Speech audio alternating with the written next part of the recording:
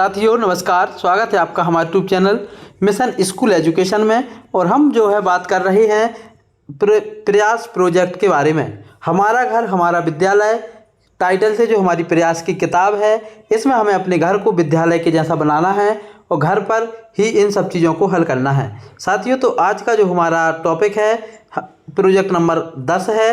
इसमें हमको गणितज्ञों के बारे में बताना है कि 3 भारतीय गणितज्ञों की जानकारी एकत्रित करनी है। इनमें से किन का जन्म रामानुजन के पहले हुआ था ये बताना है, किन का जन्म मध्य प्रदेश में हुआ था ये बताना है, और एक किसी गणितज्ञ के बारे में बताना है जिनका जन्मदिन हम अपने स्कूलों में मनाते हैं। साथियों, तो इन सब के बारे में जो है हमको बताना है। इससे पहले आप सभी से रिक्वेस्ट है, वीडियो पसंद आए तो लाइक कर लें, चैनल को सब्सक्राइब कर लें और अपने दोस्तों तक शेयर कर दें। साथ ही अपनी प्रयास की किताब निकाल लें, पेज नंबर 19 पर पहुंच जाएं और पेन पेंसिल हाथ में ले लें। अब बढ़ते हैं हम अपने प्रोजेक्ट की तरफ और हल करते हैं पहला प्रश्न। साथियों, हमारा पहला प्रश्न है, भारतीय गणितज्ञों के संबंध में जानकारी एकत्रित कीजिए तथा तालिका को पूर्ण कीजिए। हमको यहाँ पे 3 चीज़ें बतानी हैं: गणितज्ञ का नाम, जन्म स्थान और गणित में योगदान। हमने सबसे पहले नंबर पर जो गणितज्ञ का नाम लिया है वह है बराहमिहिर। बराहमिहिर का जो जन्म हुआ था वह मध्य प्रदेश के उज्जैन शहर में हुआ था, जो महाकाल की नगरी कहलाती है। गणित में इनका क्या योगदान था, तो इन्होंने शून्य और ऋणात्मक संख्याएं, ये शून्य आप जानते ही हैं, और ऋणात्मक संख्या कहलाती हैं ऋण की संख्या, जो ऋण 1 से लेकर के इन्फिनिटी या अनंत तक जाती हैं। ऋण 1, ऋण 2, ऋण 3 ऐसे जो संख्याएं होती हैं वो कहलाती हैं ऋणात्मक संख्याएं। तो इन्होंने शून्य और ऋणात्मक संख्याओं के बीज गणितीय गुण विकसित किए थे। बीज गणित जो हमारी गणित का एक हिस्सा है, तो शून्य और ऋणात्मक संख्याओं में क्या बीज गणितीय संबंध या गुण होता है वह विकसित किया था बराहमिहिर ने, जिनका जन्म हुआ था उज्जैन मध्य प्रदेश में, और इनका जन्म हुआ था 505 सन में या 505 ईस्वी में। दूसरे गणितज्ञ का नाम हमने लिखा है आर्यभट्ट। आर्यभट्ट के बारे में तो आपने सुना ही होगा, सभी बच्चे आर्यभट्ट के बारे में जानते होंगे। तो आर्यभट्ट जो है इनका जन्म हुआ था पाटलिपुत्र। पाटलिपुत्र जिसका नाम वर्तमान में पटना है, जो बिहार की राजधानी है।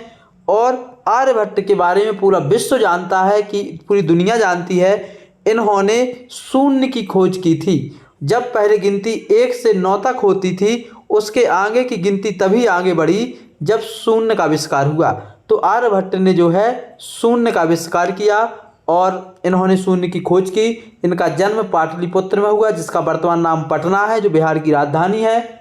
इनका जन्म सन 476 ईस्वी में हुआ था। तीसरे गणितज्ञ का नाम हमने लिखा है श्रीनिवास रामानुजन। श्रीनिवास रामानुजन का जो जन्म हुआ था वह 1887 में हुआ था, चेन्नई में हुआ था। उस समय चेन्नई को मद्रास के नाम से जाना जाता था, तो मद्रास या चेन्नई में हुआ था, जो वर्तमान में जो है तमिलनाडु में है।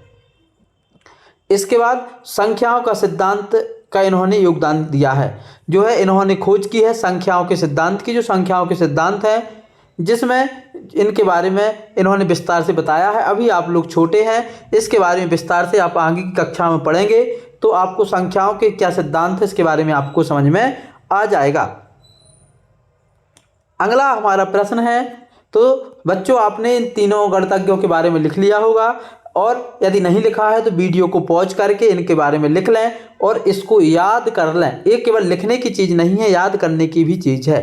हम बढ़ते हैं अब अपने अगले प्रश्न की तरफ। हमारा आज का अगला प्रश्न है, इनमें से किसका जन्म रामानुजन जी के जन्म के पहले हुआ था। तो हमने अभी अभी पढ़ा है रामानुजन का जन्म जो है 1887 ईस्वी में हुआ था। और बच्चों 1887 से पहले 476 ईस्वी और 505 ईस्वी दोनों आती है। तो इनके जन्म के पहले बराहमिहिर का भी और आर्यभट्ट का दोनों का जन्म हो गया था। ये आपको लिखना है। अगला हमारा प्रश्न है, इनमें से किसका जन्म मध्य प्रदेश में हुआ था। तो हमने अभी अभी आपको बताया है कि जो है बराहमिहिर का जन्म मध्य प्रदेश के उज्जैन शहर में हुआ था, जिसको महाकाल की नगरी के नाम से भी जाना जाता है। वर्तमान के मुख्यमंत्री आदरणीय मोहन यादव जी भी उज्जैन शहर के ही हैं, तो ये भी आप याद कर सकते हैं। बढ़ते हैं अगले प्रश्न की तरफ। हमारा आज का अगला प्रश्न है, जो आपके विद्यालय में जिस गणितज्ञ का जन्मदिन मनाया जाता है उसके बारे में 5 वाक्य लिखिए। तो हमें उनके बारे में 5 वाक्य लिखने हैं। सभी बच्चे इन 5 वाक्यों को लिख लें। सबसे पहला वाक्य हमको लिखना है, आर्यभट्ट का जन्म जो है हमारे विद्यालय में मनाया जाता है। तो सबसे पहले आर्यभट्ट एक भारतीय गणितज्ञ थे। गणितज्ञ जैसे विज्ञान की खोज करने वाले वैज्ञानिक कहलाते हैं, हिंदी साहित्य लिखने वाले साहित्यकार कहलाते हैं, इतिहास लिखने वाले इतिहासकार कहलाते हैं।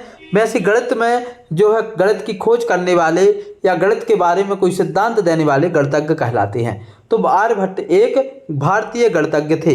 इनका जन्म पाटलिपुत्र में हुआ था, जिसका वर्तमान नाम पटना है, जो बिहार की राजधानी है।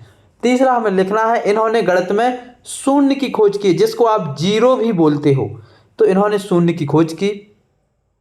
इन्होंने एक किताब लिखी थी, जिस किताब का नाम था आर्यभट्टीय ग्रंथ। इन्होंने आर्यभट्टीय ग्रंथ की रचना की।